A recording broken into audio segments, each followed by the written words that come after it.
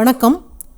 பிகினர்ஸ்களுக்கான இந்த வீடியோவில் நாம் இப்போது பார்க்க போகிறது, இப்போ ஒரு சில்க் சாரியோட ப்ளவுஸுக்கு வந்து நம்ம பானுக்கு தைக்கிறோம் அப்படின்னு வைப்போம். இப்போ பானுக்கில் வந்து அந்த ஜரி பார்டரை வச்சு நம்ம தைக்கணும் அப்படின்னு நினைக்கிறோம். அந்த மாதிரி தைக்கும்போது அந்த ஷேப்புக்கு தகுந்த மாதிரி அந்த பார்டரை வந்து நம்ம எப்படி அந்த கார்னர் பகுதியில் நல்லா திருப்பி கொடுத்தா அந்த நெக்கோட ஷேப் வந்து எப்படி நல்லா வரும் அப்படின்னு நிறைய பிகினர்ஸ்க்கு வந்து புரியறதில்லை. ஏன்னா அந்த மடித்து கொடுக்கும்போது எந்த அளவுக்கு அந்த கிளாத்தை வந்து நம்ம மடித்து கொடுத்தா அது நல்லா திருப்பி கொடுக்கும் அப்படின்ட்டு தெரியறதில்லை. இப்போ ஒரு ஃபேன்சி சாரியாக இருக்கட்டும், அந்த மாதிரி உள்ள சாரிக்கு கூட பார்டர் இருக்கும். அதை ஒரு பானுக்கு அந்த மாதிரி தைக்கிறோம் அப்படின்னா அதையும் அந்த பார்டர் வச்சு நம்ம தைக்கணும் அப்படின்னு நினைப்போம். அதையும் இந்த மெத்தடில் நம்ம தைக்கலாம். அது எப்படி பண்ணுறது அப்படிங்கிறது தான் இந்த வீடியோவில் நம்ம பார்க்க போகிறோம். அதுக்கு முன்னாடி இந்த சேனலை இது வரைக்கும் சப்ஸ்கிரைப் பண்ணாதவங்க சப்ஸ்கிரைப் பண்ணிக்கோங்க. சப்ஸ்கிரைப் பட்டனை கிளிக் பண்ணி பெல் ஐக்கானையும் கிளிக் பண்ணுங்கள். இந்த சேனலில் வர வீடியோஸ் எல்லாமே நீங்கள் மிஸ் பண்ணாமல் பார்க்கலாம். இப்போ இது சில்க் சாரி ஜரி பார்டரை இந்த மாதிரி கட் பண்ணி வச்சுருக்கிறேன். இப்போது ப்ளவுஸ் கிளாத்து உங்களுக்கு தேவையான அளவுக்கு கட் பண்ணுங்கள். இப்போ இது பேக் சைடு அளவு லைனிங் கிளாத்தும் மெயின் கிளாத்தும் கட் பண்ணியிருக்கிறேன். ஆம்ஹோல் எல்லாமே கட் பண்ணதுக்கப்புறம் நம்ம நெக்கோட அளவை அடையாளப்படுத்துவோம். நெக்கு 9.5 இன்ச் வைக்கிறேன். உங்களுக்கு எவ்வளோ தேவையோ அடையாளப்படுத்துங்க. நம்ம பானுக்கு அந்த நெக்கோட அகலம் எவ்வளோ வருமோ, இது கேன்வாஸ் யூஸ் பண்ணாமல் சும்மா கிளாத்திலே வரைஞ்சி நம்ம கட் பண்ணுறது. இப்போ நேராக வேணாலும் இந்த மாதிரி பானுக்கு கட் பண்ணலாம். கீழே வர வர அந்த அகலத்தை கொஞ்சம் கம்மியாக கொஞ்சம் கிராஸ்லையும் கட் பண்ணி எடுக்கலாம். இப்போ இது நேராக இந்த மாதிரி கட் பண்ணியிருக்கிறேன். உங்களுக்கு எப்படி கட் பண்ணணுமோ அந்த மாதிரி கட் பண்ணுங்கள். இப்போ இது லைனிங் கிளாத்தும் மெயின் கிளாத்தையும் சேர்ந்த மாதிரி எடுத்து நெக்கு பகுதியில் ஜாயிண்ட் ஆக்கலாம். எப்போதும் நம்ம 4 இன்ச்சு விட்டு தைப்போம் பாருங்கள், அதே மாதிரி அப்படியே ஜாயிண்ட் ஆக்கிடுங்க.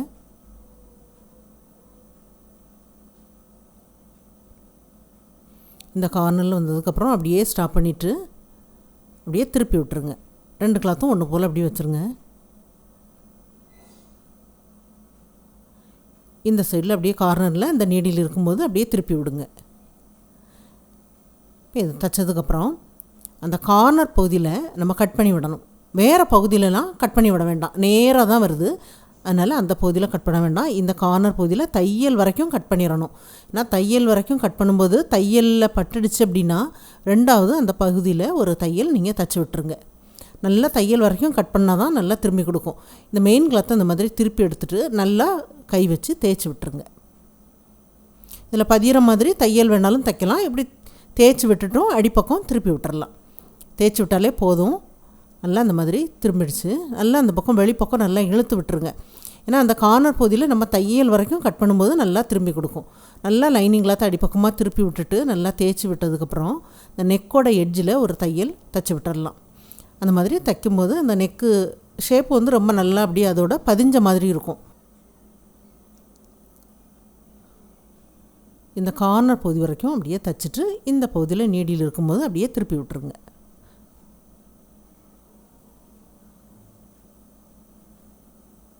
அதே மாதிரி ஒவ்வொரு கார்னர்லேயும் நீடில் உள்பக்கம் இருக்கும்போது அந்த கிளாத்தை திருப்பி விடுங்க. அப்போ தான் உங்களுக்கு ஈஸியாக இருக்கும். நல்லா எட்ஜில் ஜாயிண்ட் ஆக்கி விடுங்க. தைச்சதுக்கப்புறம் வெளிப்பக்கம் 2 கிளாத்தையும் சேர்த்து ஜாயிண்ட் ஆக்கிடலாம்.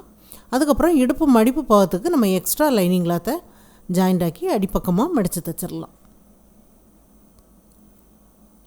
நீங்கள் எப்போதும் எப்படி தைப்பீங்களோ அதே மாதிரி தான். எல்லாமே தைச்சி முடிச்சாச்சு. தைச்சதுக்கப்புறம் இந்த பார்டர் எடுக்கலாம். இந்த ஜரி பார்டரில் இந்த அளவுக்கு கட் பண்ணியிருக்கிறேன். ஒரு சைடு 4 இன்ச் அளவு ஃபஸ்ட்டில் நம்ம மடித்து தைக்கலாம்.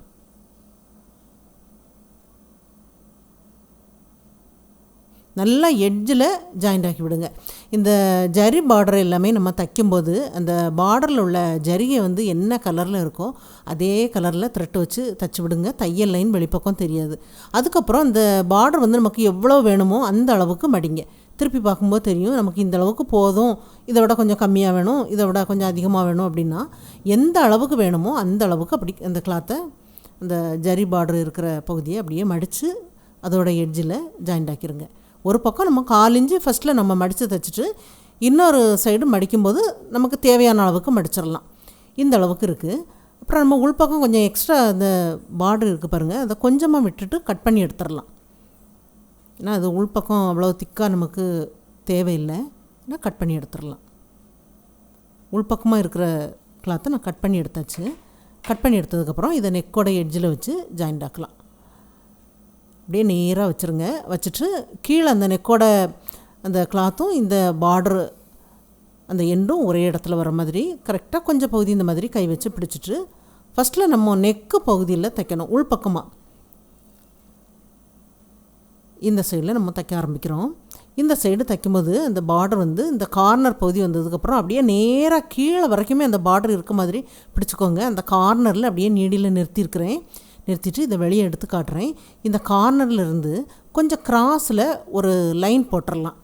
இது வந்து இந்த மிஷினை விட்டு நம்ம வெளியே எடுக்க வேண்டிய தேவையில்லை. உங்களுக்கு இது நல்லா தெரியணுங்கிறதுக்காக வெளியே எடுத்து இந்த மாதிரி ஒரு லைன் போட்டு காட்டுறேன். கிராஸில் ஒரு லைன் போட்டிருக்கேன் பாருங்கள். அந்த லைனில் ஒரு தையல் கிராஸில் வெளிப்பக்கம் வரைக்கும் அப்படியே ஜாயிண்ட் ஆக்கிடுங்க. ஜாயிண்ட் ஆக்கும்போது அந்த பார்டர் வந்து நேராக அப்படி கீழே பார்த்து இருக்கிற மாதிரி விட்டுட்டு ஜாயிண்ட் ஆக்கியாச்சு. அப்போ இனி இந்த பார்டர் வந்து விலகி வராது. இந்த மாதிரி நம்ம திருப்பி கொடுக்கும்போது கரெக்டாக அந்த பகுதியில் ஜாயிண்ட் ஆகிருக்கு. இப்போ இந்த வெளிப்பக்கம் கார்னர்லேருந்து இந்த பார்டரை இன்னொரு சைடுக்கு திருப்புங்க. திருப்பியாச்சுன்னா மேல் பக்கம் இந்த பகுதியில் கொஞ்சம் மடியுது பாருங்கள். இந்த மாதிரி நேராக வச்சுட்டு பார்க்கும்போது இந்த பக்கம் கொஞ்சம் எக்ஸ்ட்ரா கிளாத் இருக்குது பாருங்கள். அதை இந்த மாதிரி இப்படி வைங்க. இப்படி வச்சுட்டு அந்த தையல் லைன் இருக்குது பாருங்கள், அதுக்கு மேலே அப்படி மடித்து விட்ருங்க. அந்த எக்ஸ்ட்ரா கிளாத்தை இந்த மாதிரி இப்படி வச்சுட்டு அந்த தையல் லைன் தெரியுது பாருங்கள். இந்த பகுதி தான் தையல் லைன். இது அப்படியே நம்ம திருப்பி விட்டுருக்கிறத அப்படியே பிடிச்சிக்கலாம். பிடிச்சிட்டு இந்த எக்ஸ்ட்ரா கிளாத்தை இந்த மாதிரி இப்படி வச்சுட்டு அதுக்கு மேலே அப்படி உள்பக்கம் அப்படி மடிச்சுட்டு அதுக்கு மேலே அப்படி மடித்து விட்டுருங்க.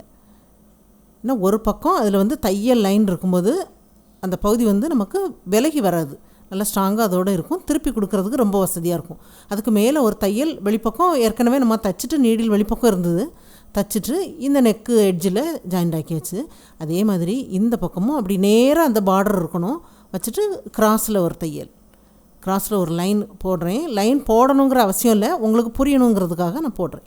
கிராஸில் ஒரு தையல் இந்த மாதிரி தைச்சிட்டு அதை அப்படியே நம்ம திருப்பலாம்.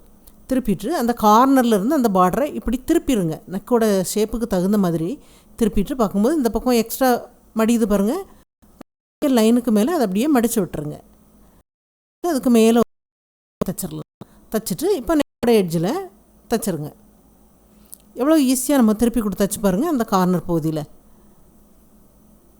இப்போ இனி வெளிப்பக்கம் தைக்கும்போது ஏற்கனவே 2 கார்னர் பகுதியிலையும் நம்ம மடித்து தைச்சாச்சு.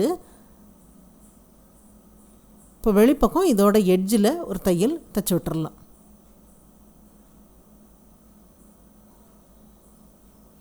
வெளிப்பக்கம் தைக்கும்போது ரொம்ப ஈஸியாக இருக்கும் பாருங்கள். அந்த கார்னர் பகுதியில் ஏற்கனவே நம்ம மடித்து தைச்சாச்சு. தைச்சதுக்கப்புறம் அப்படியே திருப்பி விட்டுறலாம்.